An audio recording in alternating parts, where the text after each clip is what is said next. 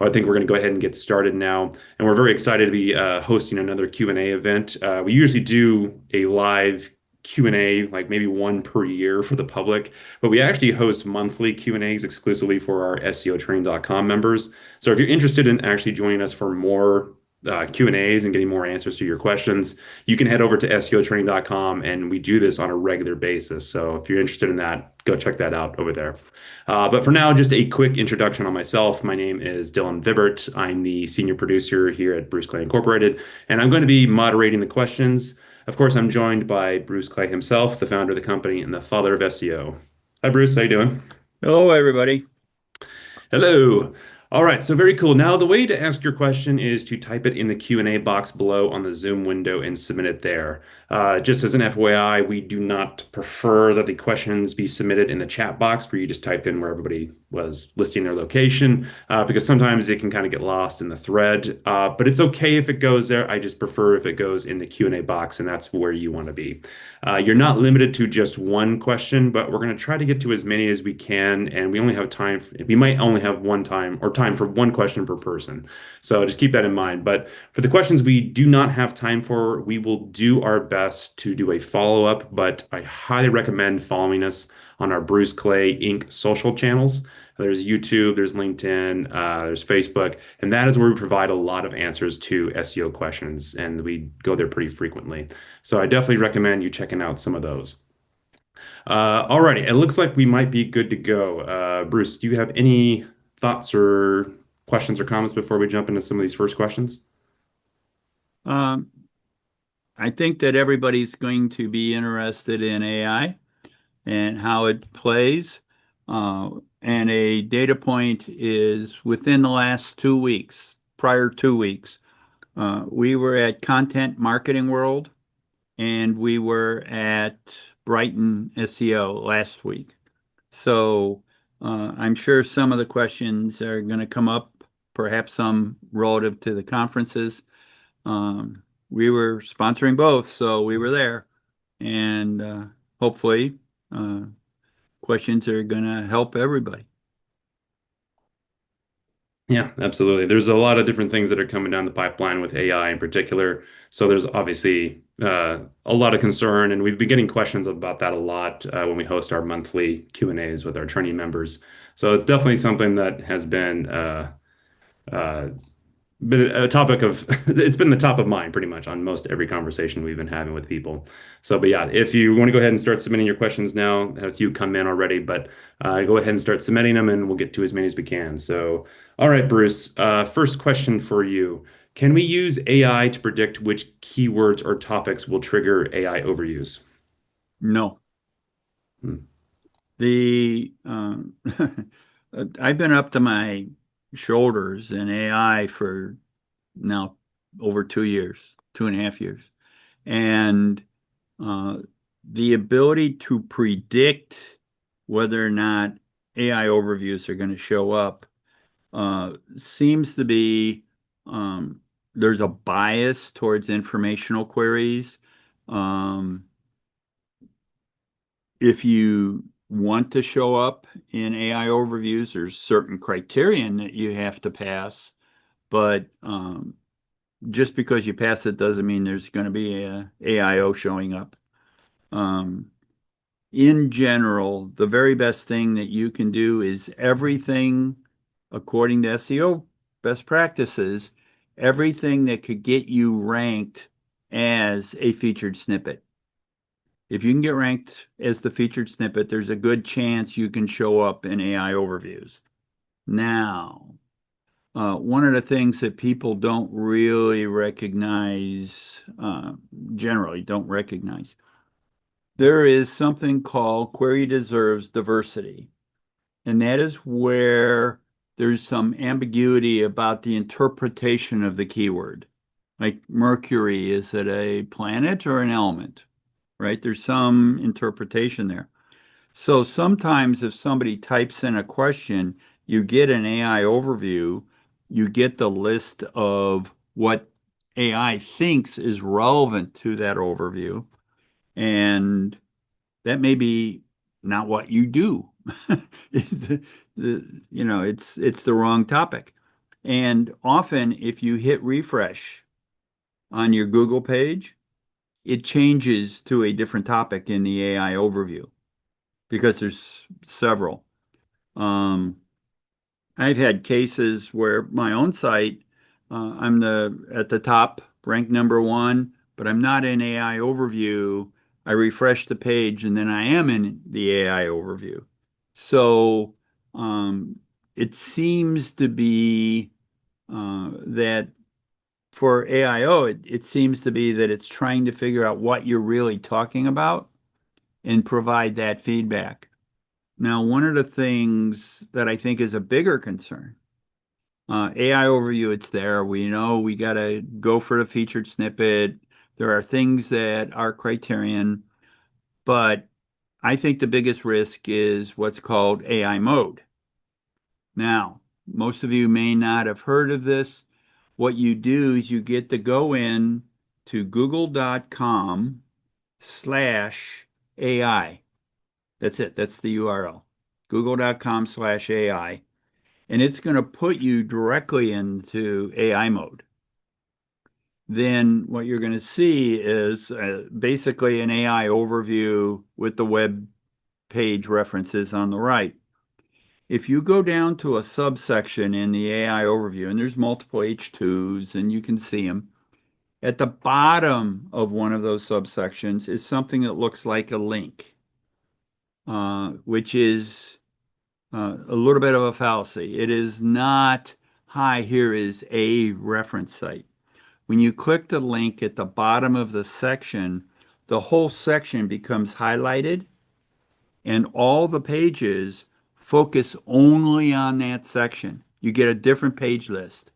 Go down to the next section, click on the link, you get a different page list.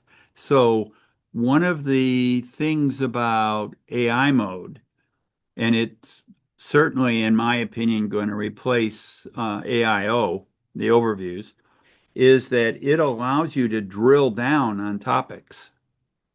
It's inherent to that system. So that means that when we are optimizing our web pages, it's no longer this page, this keyword.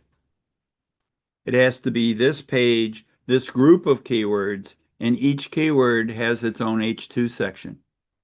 So you have to optimize within silos to within a page what's referred to often as a cluster. You have to optimize in subsections within the page. And so when AI mode eventually rolls out, we've all been concerned, how is it going to generate revenue and how is it going to do this and how is it going to do that? I think the only way they can make that work is to just replace AIO with AI mode. Just a different way of handling AI. And that way the rest of the web page still has ads and everything else it had. It's just replacing the AI overview. I can't think of another way for Google to make money. And we all know that's what Google does. So, yeah, I think AI overview, there are rules. You shoot for the featured snippet. Uh, but in AI mode, which is certainly uh, the elephant in the room, you have to optimize by section. That means it's a different page architecture than 100 million websites out there. Logically, it says that every website on the surface of the planet has to be redesigned. Logically. Only if you want to show up in AI, which of course we all do. So, yeah, the way to get into AI overviews is the same as the way to get into featured snippets for the time being, with a couple of small extensions. Snippets aren't going to be more important. Mentions are going to be the frequency of mentions is going to be more important. Schema is going to be more important. Although there's a debate about it, I believe that schema is more important. There's other things. That's what we've been doing, and it works. So you want to get ranked? We can do it, but you got to do it right. Yeah, and this is what we spend all day doing as an agency, is that we're constantly looking at how the new AI mode or AI overviews are evolving and changing and how we can rank for those things. It's very, very challenging stuff, especially as an agency. This is what we do full time. And I'm sure many of you are doing some of the similar things. You know, if you're doing SEO for a company or if you're working for a marketing agency, you're probably encountering these challenges. So it's very, very challenging time for everyone. But yeah, there's a lot going on and lots to be said about AI mode. And we talk about these things in our training curriculum all the time. So definitely look into that if you're more interested. But let's move into another question for you, Bruce. Given the shift towards social platforms like TikTok and YouTube being used as search engines, what are the immediate implications for social content strategy today? And what are the key trends, opportunities, and optimization strategies I should be planning for over the next 2 to 3 years? Okay, I think the number one thing is you have to start thinking funnel. Um, Top of funnel, middle of funnel, bottom of funnel. Um, I think that what we're going to find is social media is going to be a big player at the top of the funnel. It's for researchers and people, what is the best camera I should buy for this? And you're going to get 10,000 of the closest friends you've never met making recommendations. And um, I don't know about you, but I then go to Google and check things out, or I even go to Amazon and I check them out. I don't, I can't even use Amazon without checking references. So, um, yeah, Google is still going to be, I think, to a great extent, going to be the gatekeeper. You're going to have to go through Google on your way to e-commerce. But is there going to be a lot of use socially? Sure. Now, here's part of the problem. Chat is doing a lot of work. They just announced their, not released it, but they just announced their e-commerce type routine. They're going to tie it in, I think, to Shopify, if I understood it correctly. So theoretically, within chat, you can bypass Google. We'll see. We'll see. I'm not sure that is going to be sufficient. Um, but if you can buy outbound outside of having to go through Google, there will be an impact. Now, remember, chat is only a few percent of market share right now, and YouTube, yeah, it's kind of owned by Google. And then the other platforms are still research platforms. So I think that what we're going to see is our optimization from the standpoint of where do we optimize. That's more of a funnel decision. And then the actual optimization is more of an SEO decision. So that's where I think the play is going to be. Yeah, it's really important to note this too. We've seen plenty of people in this space and that are working behind the scenes of the search engines. As far as what they've told us is that the data is showing that although these popular search engines, whether it be, on social media or a chat GPT or an LLM, they don't have a big market share in terms of search queries and traffic. Most of it is coming still to Google. That is where it is. That's where most of the market share is still currently. And I think, although I use ChatGPT every day, I know Bruce does. I know we probably all use these different search engines a lot. Google is still the primary gorilla, but it's the big gorilla in the room. Like that's where all the traffic is kind of going for the time being. And there's no data to suggest that it's going to be overtaken anytime soon. That could change, but the data doesn't suggest that right now. So it's important to keep that in mind when you're thinking about how you're going to optimize your site and be seen. It's still Google's still where you want to be as of now. Now All right. we still have the question of search anywhere optimization.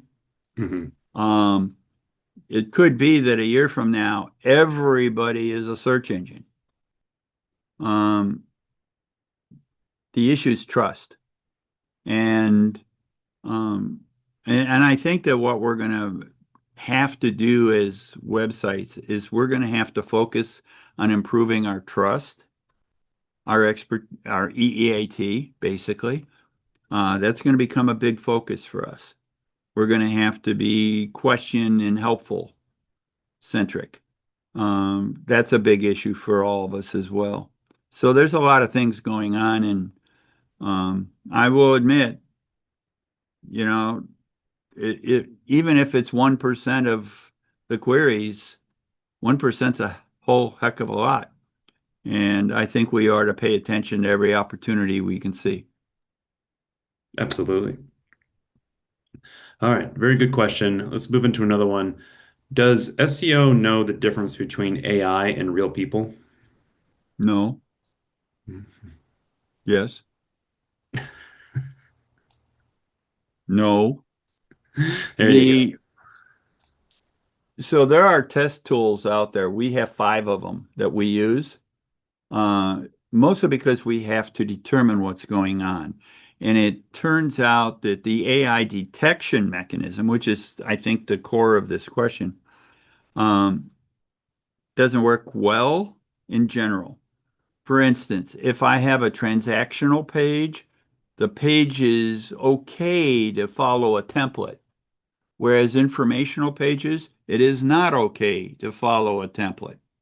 And I think that what we have to do is determine the nature of the page content to determine which way you would make it appear human. And there are plenty of things you can do to make it appear human. For instance, we have within prewriter.ai, our tools, there's 30 tools there. One of them is a humanizer. And we've been able to drop 98% AI to under 3% AI by understanding whether it's informational, transactional, understanding the persona, understanding their pain points, understanding the keywords, restructuring the content. Um, there's like 50 rules, maybe more. And we've been able to make it so that it looks AI-ish or make it look human-ish. We can do both. Um, in general, what we believe is that the search engines are not a whole lot better than any of these five test tools.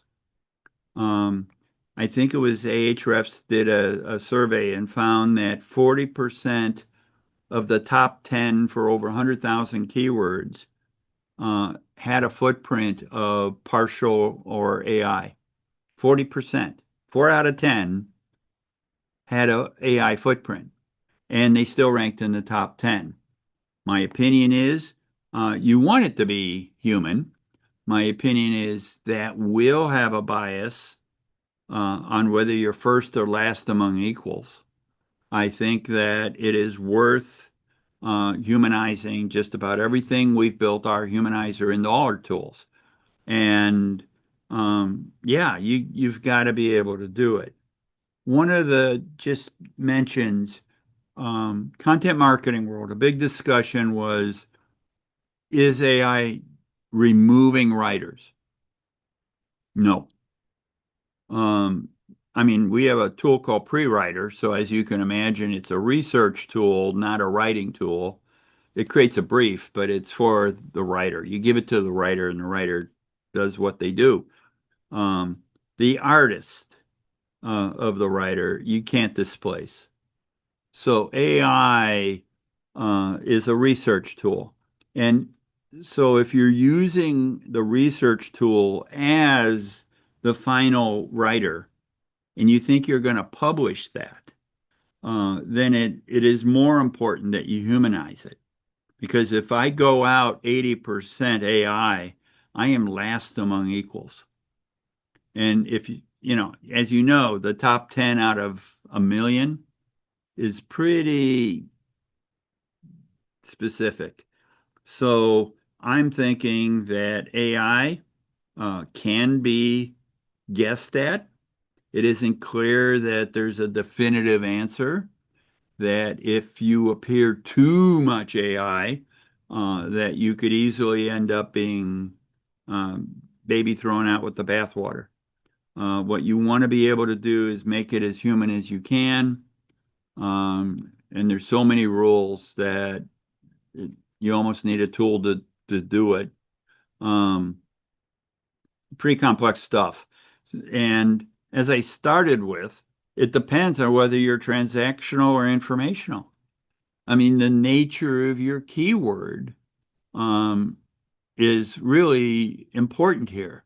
So those are the things you have to pay a lot of attention to. Yeah, we actually, I think we just got this question in our last Q&A we did, which is, how much do you want to humanize your content? And if you have a AI tool that, if you have separate AI tools that you're running to see how much of human content is being read off of that, you're going to get different scores depending on the tool you're using. So it really is, it's an interesting dynamic that you have to approach it in a certain way to make sure you're not relying too much on these AI tools to write your content. Because I think people respond to people better than they do the robots. So I think it's something to just always keep that in mind. Keep your content as human as possible. Yes, I mean, we have our own AI tools, like Bruce said, like Pre-Writer, which can help speed up the process, but you still need that human element in there. And if you abandon human element altogether, then you're in trouble. But this actually leads as a good segue to the next question we got here, Bruce, which is for those of us in marketing careers, what do you think the opportunities for work are? Many are saying AI will take marketing jobs, and et cetera. It says, P.S. I've followed you for years. You spoke about SEO at my professional association, IMC, in 1998, I think. A longtime fan. All right, so here's the deal. AI is a tool, not a solution. So if you want to use it for helping word things, it's great. If you want to use it for scheduling things or giving you a Gantt chart or something like that, that's either here or coming soon. Depends on your industry. AI is going to replace a lot of the grudge, difficult task work because it can be done in 5 minutes instead of 5 hours. I mean, it's going to be there. So a lot of the marketing job of just being busy and, filling in your day by doing spreadsheets and all sorts of things, I think that's going to have a serious impact. Is it going to be able to do highly creative, intuitive, multifaceted things? AI is not able to do SEO. AI is not able to develop a brand. It can say, oh, to do the brand, you should do this and this and this and this, and give you a list of 20 things, but it doesn't do them. There's too much artistic work being done in marketing departments. However, it certainly is a tool, and it will facilitate and speed up a lot of the process. For instance, if I wanted to take a page and change it for a city and then totally rewrite it for the next city and totally rewrite it for the next city, I could do that. Or in 10 minutes, AI could do that. So some of the work which you could, as a marketing person, say, hey, if I had an assistant, I could give it to the assistant. That's what AI can do. Assume it's able to do the work which is redundant, repetitive, but it isn't going to replace the creativity. Now, my personal view is the way marketing people got to be good marketing people is they worked their way up. You're cutting off the apprentice level, and that means that the people who are really good at marketing, they're going to be more valuable. Um, it's going to be tough to figure it all out. Is AI going to, replace an SEO, or is AI going to replace somebody that is a chief marketing officer is responsible for a great many things? AI isn't going to do that. So maybe in 10 years, 5 years at least. but nowhere soon is it eliminating the jobs. It may take over tasks, but I think the expertise and intelligence is still a human trait. I think that was a good little blurb you said there at the end is that AI will probably replace tasks, not jobs. In some sense, like of course it's going to take some jobs. Like, I think we all kind of inherently know this. Like it accelerating at a rate that's blows our mind, to be honest. And for somebody who works in marketing, yeah, I've thought about this very thing. It is concerning, just given the fact that generative AI content it can be done in a flash. And there's some tools that I've seen that I'm like, yeah, like I don't have to do that anymore. So what do you need me for? It is kind of an existential, like, oh no, what do we do now? But I think, yeah, someone used this analogy the other day is that we could have replaced umpires at a baseball game 20, 30 years ago with the technology we have to call balls and strikes and who's out and who's not, who's safe. But we still use umpires. Why do we do that? It's because we like umpires. Like it's part of how we like to do things. There's a human element that goes into what we create and what we do. And I think if we just have bots running, just creating content for marketing strategies, I think there will be this inherent kind of backlash. This like everything just feels fake. Everything doesn't feel real or authentic. And I think users crave authenticity. They want something that seems legitimate. They don't want to be sold a used car. So I think that that human element will always be there. And yes, it will be able to speed up the process for you. In some ways, that'll be kind of sad because maybe some tasks that you like to do the old-fashioned way, maybe you won't be able to because it just takes too long. But I don't think it's going to wipe out entire careers, at least not in the short term. Long term, I don't know. We'll see where the technology goes, and the world obviously is evolving in different ways. But I haven't thought that it's going to completely annihilate all of us, in as far as jobs go, in the next couple of years. But it's a very good question, though. But I mean, the biggest risk we have is that AI can figure out all the launch codes. Mhm. I think that's a bigger risk for us. Yeah, that's probably something that we should all be a little more concerned about. But I'll leave that for people that are a little more smarter than us to figure that one. If I think about that one too much, then I really won't sleep. Um, this is another question, Bruce, that you kind of already actually almost directly answered it in the first question you answered, but it was, is schema more important now than it was before? Does AIO use schema? I have read opinions from trusted colleagues that with or without schema does not seem to impress AIO. I believe, though, that it impresses AI mode. And since AI mode will replace AIO, in my opinion, yeah, it's important. We are, uh, we've built tools that create schema. We point it at a page, it pulls in the schema from the page, determines what other schema is missing, generates all the schema codes so that you can update the page. Yeah. The biggest problem you have, though, is if you have 1,000 pages on your website, you have 1,000 edits. Um, I mentioned it already that out of 100 million websites and trillions of pages that are on the web, imagine that all of them have to be changed. For an existing company, you're listening to this webinar, whatever you have as your website is 5 years old, 10 years old. It is a brute force answer, but it wasn't really written as a question and an answer. It wasn't written with schema. It wasn't written with clusters self-contained within your page. You don't have jump links, perhaps, or you don't have all the stuff that would have qualified you for a featured snippet. I mean, if you don't have any of that, you're going to have to edit your whole website.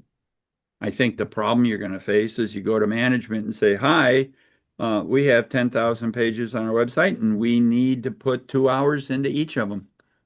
And you're going to have people just look at you, deer in the headlights. I mean, think about it. It's a couple hours a page if it matters. You may have 50 pages that matter.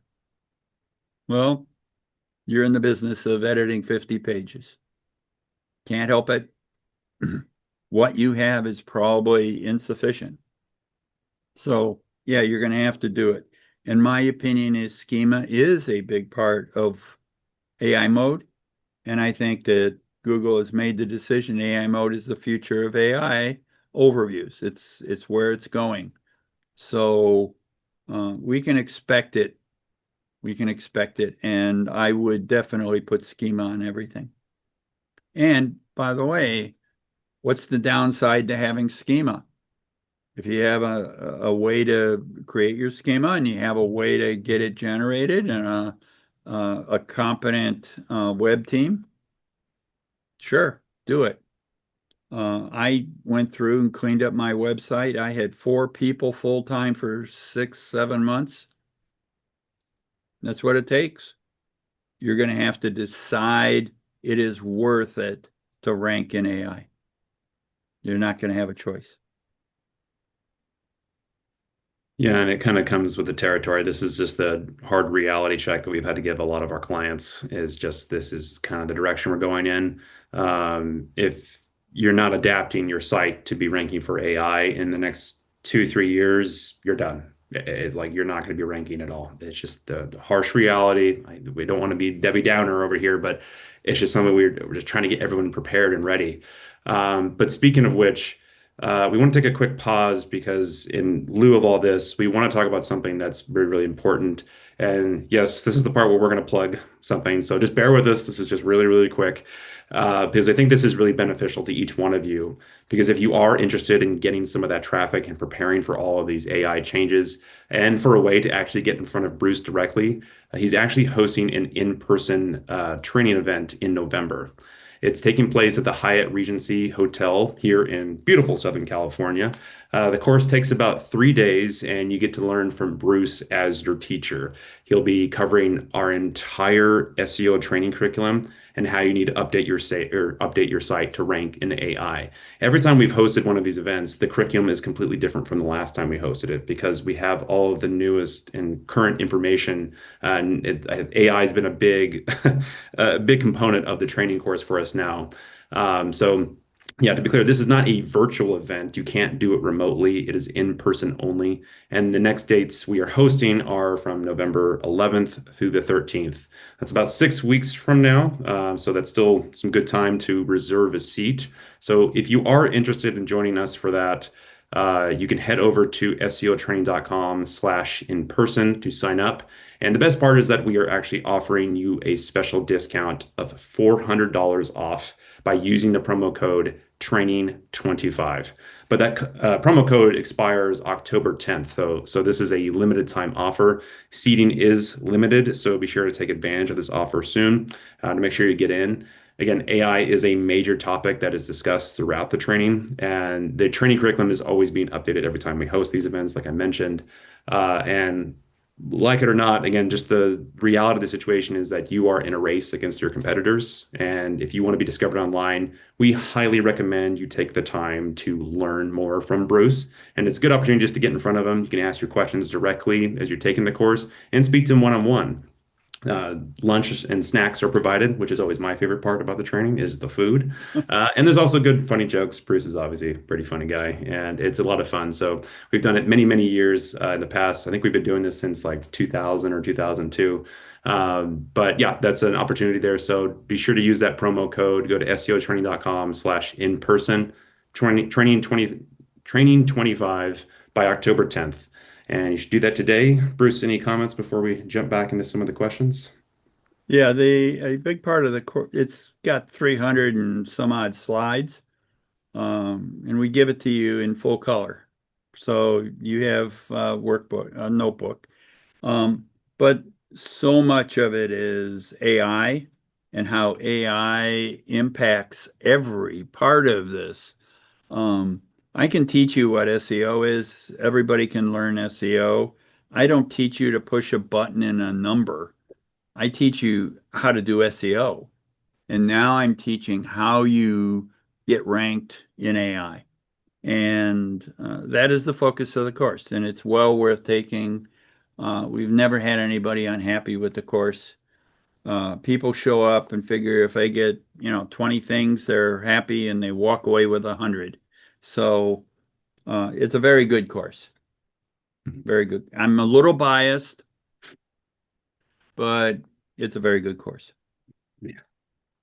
Yeah, he likes the teacher a lot.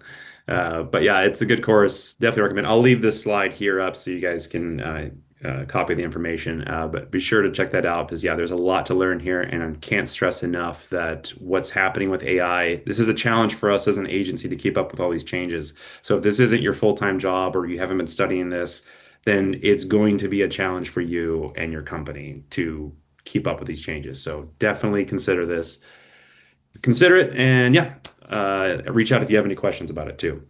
But all right, Bruce, let's jump it back into some more questions. The question is, Bruce used to promote creating pretty strict silos of website content. In the new AI era, are silos still important? They are more important. Hmm.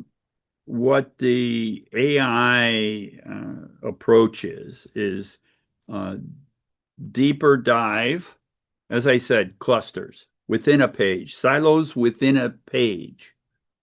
Think about it that way. Um, the goal is to have an H2 level within a page that stands alone as a subject matter expert, and that is the information given in AI mode. Well, in order for you to logically be able to do that, you can't have a willy-nilly website. You have to silo. So siloing is, in my mind, far more important than it was before, because AI does not only siloing at a page level, but it silos within a page. You're going to have to refocus your content. It's a big deal. So I think I think it is more important. And if you don't know what siloing is, that is something we cover in the training course as well. It's something that Bruce invented back in 2002. There's other terminologies that have been used for it. They're knockoffs, but we are the original siloing team that created this, and it's been very, very impactful. And yeah, it's now more important than ever to use it for AIO. And I know, Bruce, you've been kind of reiterating this, but one thing I want to emphasize is that people keep thinking that we have to completely change SEO from the ground up. Everything's completely different. We gotta like adapt new strategies. But the reality is actually you're using a lot of the same SEO principles and guiding tasks that you had to do before. It's just people keep calling it new things like, oh, it's geo or it's something else. It's like it's still SEO. Google's even said this. Like they're like, yeah, you're using the same SEO strategies that you used to use, but for AI. Yes, some things are a little different, but the foundation is still SEO. That's what our primary focus is. So again, if you are interested in learning about those things, that's what the training course is for. So we talk about siloing, AI overviews, and all the different things that go into SEO. So definitely consider that. But very good question. Let me jump in on the topic of alphabet soup, where everybody is inventing GEO and all their own names. The one I am settling on is it's still SEO with an extension, Hmm. but there is the old McDonald's framework, which is EIEIO. They have a song that goes along with it. Um, you know, just inventing a term that covers SEO plus 2%, it's a waste. These are specialties within SEO. And that's like saying link building within SEO is really LEO. I mean, yeah, you can do that all day long. Mhm. But if you don't target and at least come close to earning your featured snippet with SEO, doesn't matter what else you do. Yeah. It just won't matter at all. And all the alphabet soup out there doesn't matter. Hmm. Alphabet soup. Yeah, we've been seeing a lot of that, and I think it's just people are trying to market themselves differently. Like, oh, we have a unique approach. It's like, no, it's the same stuff. It really is like the same guiding principles that have been around. Some variation has changed, we admit, but it is not. It's not like this ground shifting. We got to rethink everything. It's like, no, it's not that much. But there are still those things that have to be emphasized even more so, like siloing, like we mentioned before.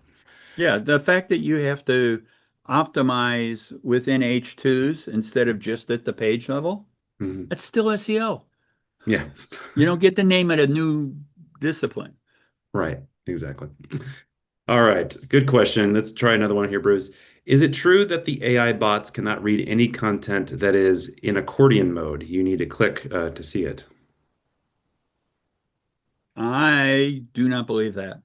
Hmm. If it is part of the document object model called the DOM, uh, the search engine sees it, the bot sees it. If it's dynamically loaded, if you have to move the mouse to get it onto the page, sure. The fact that a human can't see it doesn't mean it's not part of the document object model. It's in there, unless you're doing something tricky. So, my opinion is that uh, everything that is part of the DOM is seen. And I'll make another uh, idea here. It is virtually impossible in the last 2.5, 3 years of all this technology for chat to develop 28 years worth of spam filters like Google has. It is impossible for them to uh, be equal to a search engine, and there is no reason for them to try. So when you look at chat, it's getting a lot of its content from Google, some from Bing, no doubt. But the fact is, the chat knows they aren't a spider at that level. They can't uh, understand the intent at that level. They don't have rank brain. They don't have all the different things that we in the SEO industry have coped with for 20 years, 28 years. They're not the same. So why reinvent it when I can get it for peanuts? And so logically, whatever is available to the search engine, Google as an example, that same content is what you're going to see in chat. And I believe that they're not going to say, oh, it's in the DOM, it's in Google, but we're going to ignore it because it doesn't show. They have to emulate it with a headless browser to figure out if it doesn't show. That isn't going to happen. You're just grabbing whatever the DOM is and you go with it. So I think that the answer to your question is it in the document object model? And the answer is, yeah, it's in there. It's indexed. Very good. All right, we're going to kind of speed through some of these to make sure we get to as many as we can before we have to wrap up. Next question is, are local listings being leveraged in the AI overview for geo relevant searches that are not seeking answers by location? In other words, Google may see a brand near where the search was made, like their IP address, that has authority. So will it offer up the brand in the AI overview based on the question? Example, like if you typed in, what is captives insurance? If the user searches for this in proximity to a brand that offers captive expertise, like the insurance, will the AI overview include them based on the local listing and or their website, even though the query was informational? No. Mhm. Yes. The no, I don't believe it will. Um, I don't think it has enough information to figure out the near me's. Um, Now, if it goes to Google and Google can figure out the near me and give it as a filter requirement, um, it's possible. I have not played around with AI mode at a near me type level, nearly as much. And but I don't, if it is near me and the search engine knows it and gives it to AI, that filtering will be at the near me level. That's, I've said that already, that it's dependent upon all these things that the search engine has figured out 28 years ago. If it's able to be figured out by the search engine, no reinvention required, that's the partnership. So to answer your question, it may very well, if it's using Google results, it may very well know of a site that is near me. Now the question is, what's it going to do? The AI overview or even AI mode, uh, that answer is a composite of a lot of different sites. Can it give specific sites? Yes, it can. And it may. Uh, we haven't seen the final version of it, but it may. Does that mean you don't optimize for local if it doesn't? No, you optimize for local regardless, period. Um, there's going to be a lot of difficulty with it, but can AI do it? Perhaps. Um, depends on how the search engine provides the filters. See, there's a way for AI to do a light version of a query to Google. They don't get the whole result. They only care about a fraction of the information that Google has. So there's an expedited way to get that data from Google. And if they're only getting part of the data, it may be that local is there for some queries. So we're going to have to let it go through. Remember, a lot of people ask as a question. Their query isn't a, product near me. It's how do I do this, or where can I find, or how can I, and that is an interpreted thing when it becomes a Google query. So, um, but yeah, you need to understand if you can get the featured snippet in Google for that query, then AI is likely to see you. Mhm. All right, yes, very good question. All right, speed into another one. The question is, are we, parentheses, the SEO team, correct in thinking that the optimizations for Google AI overviews and the emerging AI engines slash experiences slash chatbots are no different from SEO, but rather the weight of or weight for some optimizations like brand mentions or customer reviews? To a great extent, Mhm. yes, great extent. Anything that is, I've said it, anything that will get you a featured snippet, that is the foundation. And then there are extensions like schema is more important, mentions are more important, clustered within a page is more important, architecture is more important. Are you a subject matter expert? Those were important for SEO, and now they're higher volume compared to the other 300 algorithm variables. So, quite frankly, yes, it is an extension to SEO. It is certain things in the algorithm were tweaked. Um, with 300 variables, the way the algorithm works is it's a weighted average all the way through. And some things may not have been important in the Google 10 blue link world, but they may be very important in the AI world. Credibility might have had it shot up, any number of things.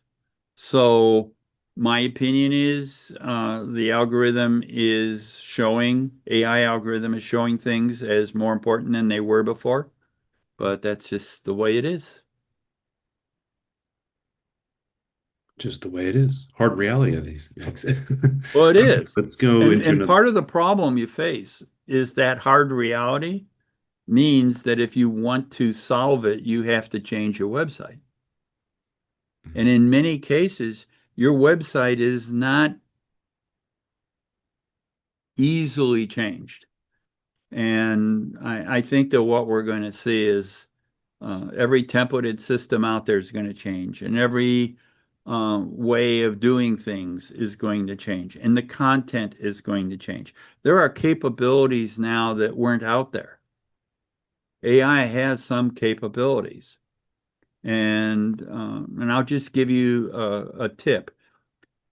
AI apparently on ChatGPT, and what I'm talking about, apparently has a full library of like 14 plus ways to do subliminal messaging. One, when's the last time you heard the word subliminal? And two, who would think to use it? But we've been using it.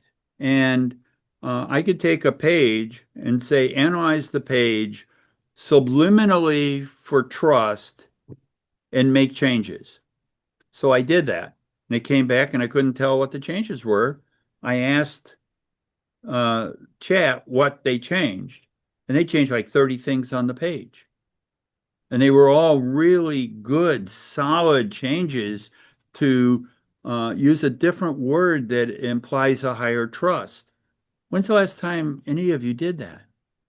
When's the last time a writer said, oh, and I improved the writing by applying subliminal knowledge that I got from chat? Folks, you want to compete? That's one of the things you're going to handle. There's a lot of extensions in chat that change how you do the core SEO, how you're going to write things, how you're going to present things. It isn't that the number of changes that you have to make are in the hundreds. I know because we're doing them, and there's hundreds of things. You want to rank, you got to know what you're doing, and you got to throw yourself into how chat works and how AI works. And I'll tell you how hard it is. Part of the problem is that AI using chat is a little bit like whack-a-mole. I mean, you make changes, you get it working, you make this change, and this stops working. Because every time it generates the page, it writes it in a different style by default. Oh, the last time it wrote 3 paragraphs, but now it's writing a bullet list. And everything changes. You have to be aware of what's going on, and then you can actually understand how to make your changes. But every website on the planet is going to have to change if you want to be an AI.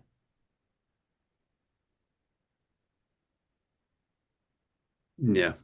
I mean, that's kind of like what we're emphasizing is that I don't think people realize the amount of work they have to do for their websites for the future because it is something where we have been saying is that a lot, pretty much every page of your website has to be redone.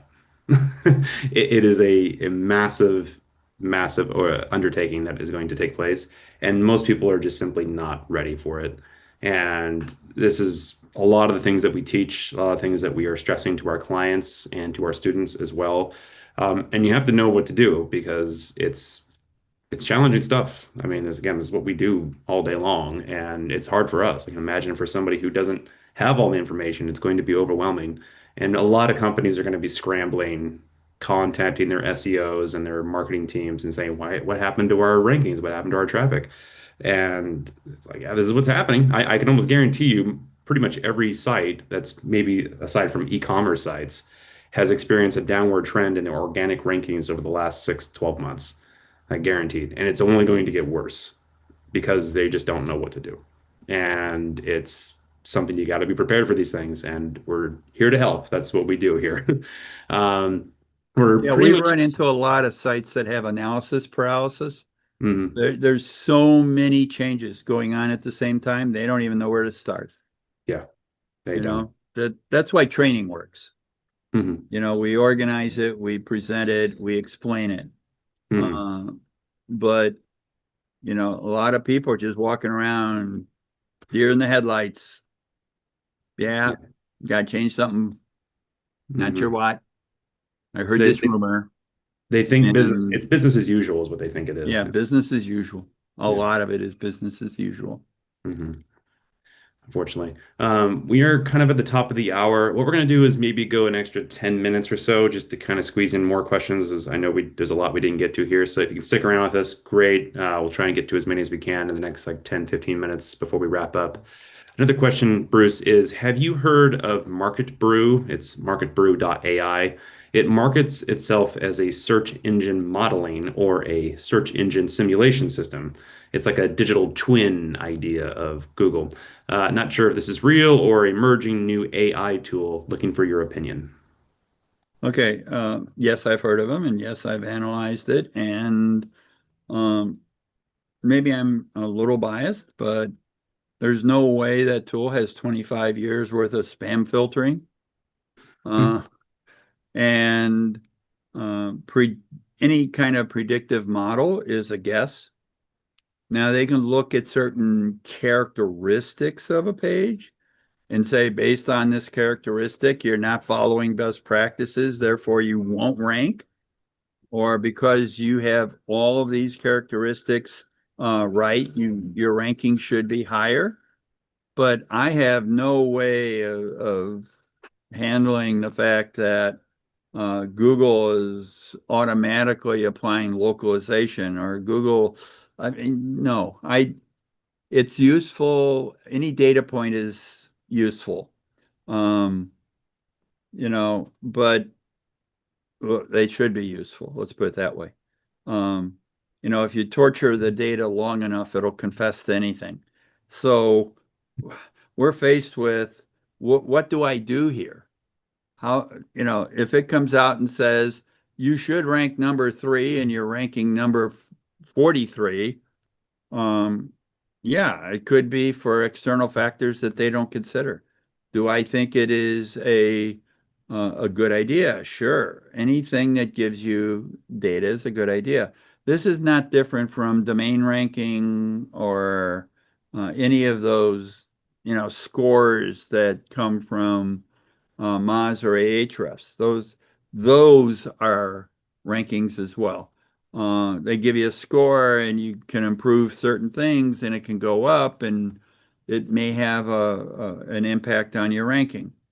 But uh, can somebody tell me definitively with an external organization without the Google databases and everything else, not the 100 million competitors, can it predict that you're going to rank in a role? And I find that hard to believe.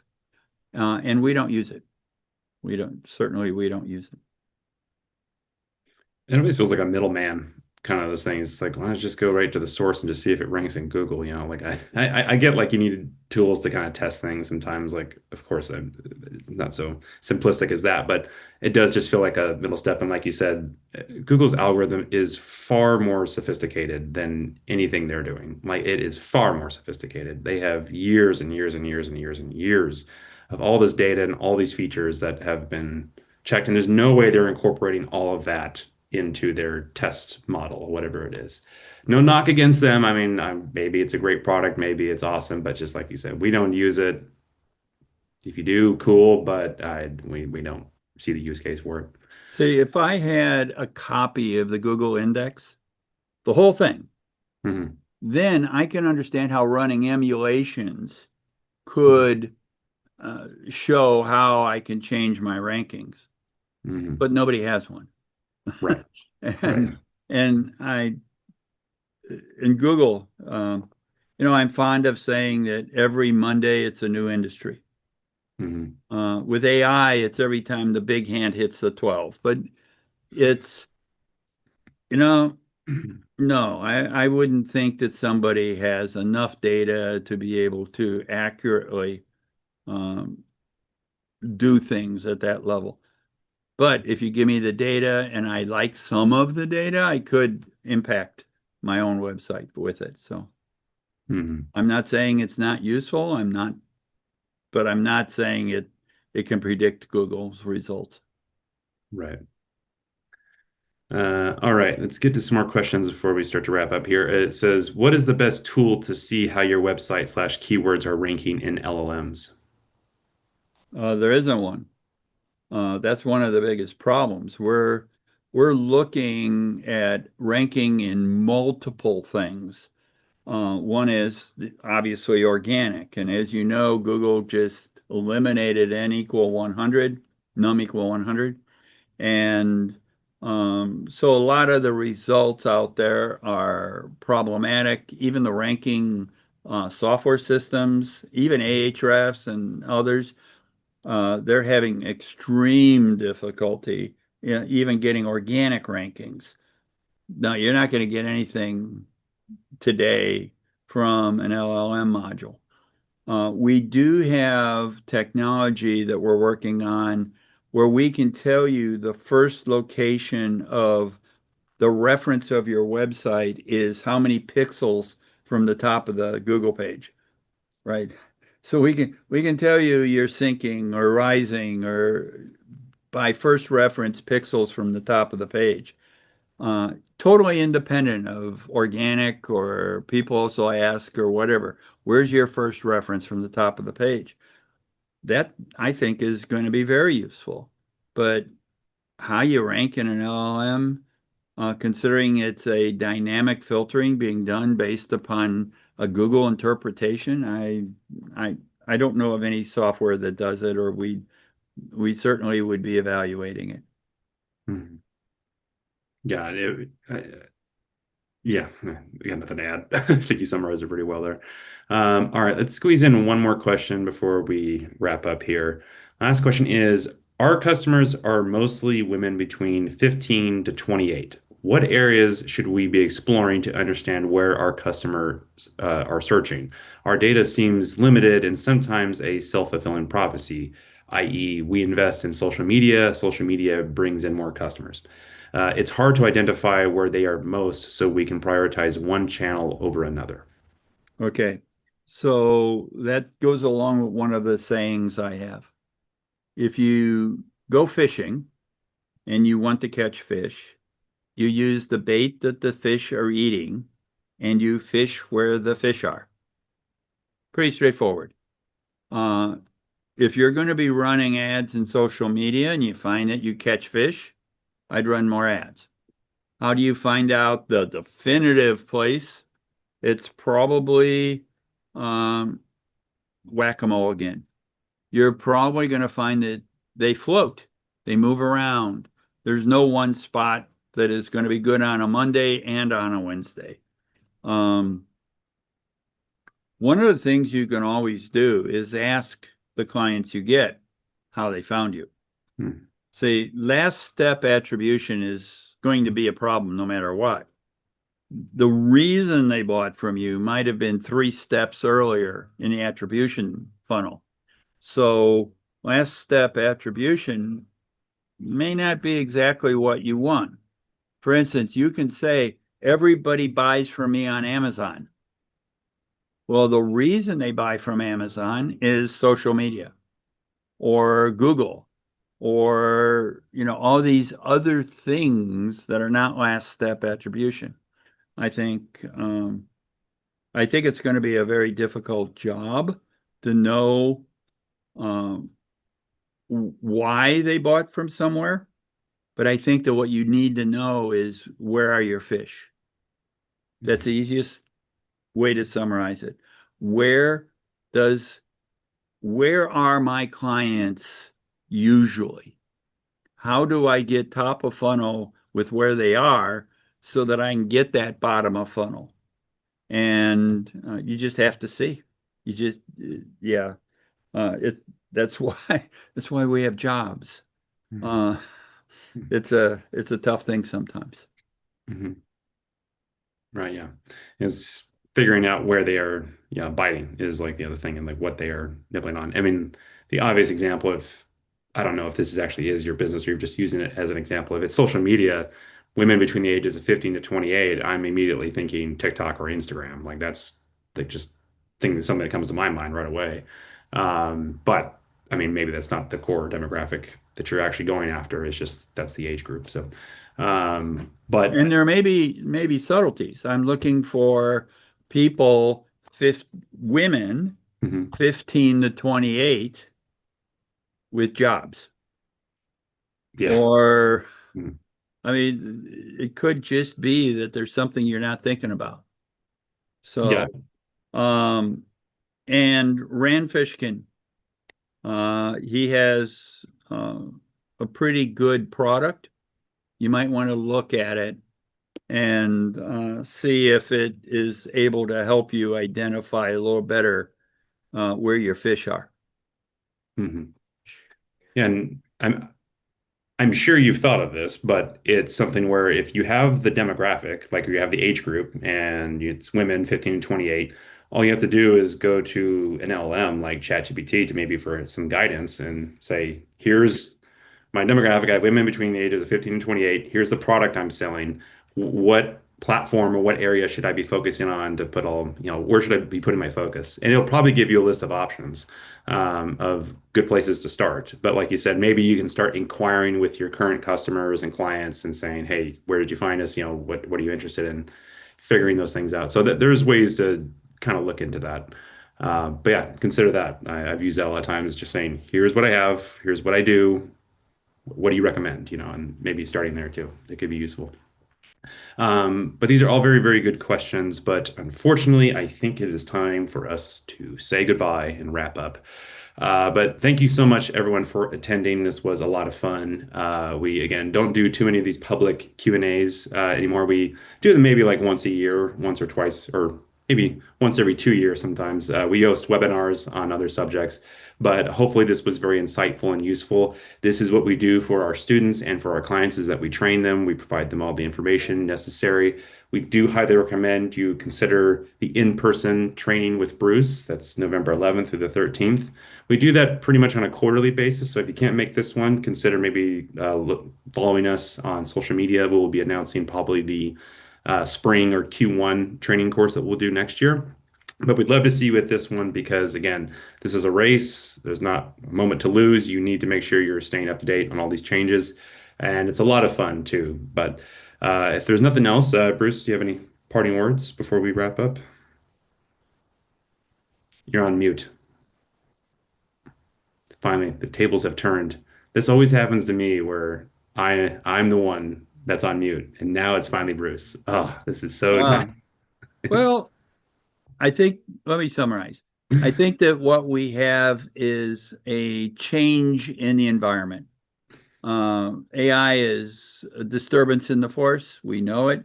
We haven't seen AI mode hit live live play yet, but um, I think there's going to be a moderate disturbance in the force. And my recommendation is, of course, education. Uh, I go way out of my way on this training course. So um, if it's something that's available for you, think about it. But overall, yeah, stay tuned, pay a lot of attention, read. Most of the blogs are out there. As I said, we just finished two conferences, and the kind of questions we get are just deep dive all over the board, pretty significant. Mhm. So, yeah, pay attention. Yeah, and we're always here. Again, you can reach out to us at bruceclay.com, SEOtraining.com. We have a lot of different products and services that we offer, and we'd love to assist you in any way that we can, not just in-person training, but in other ways we can too. We can look at your site and help you with that. But that being said, this was a lot of fun, and we hope to see you all again soon. And we're looking forward to the next time. But until then, have a good rest of your day, and we'll talk to you all later.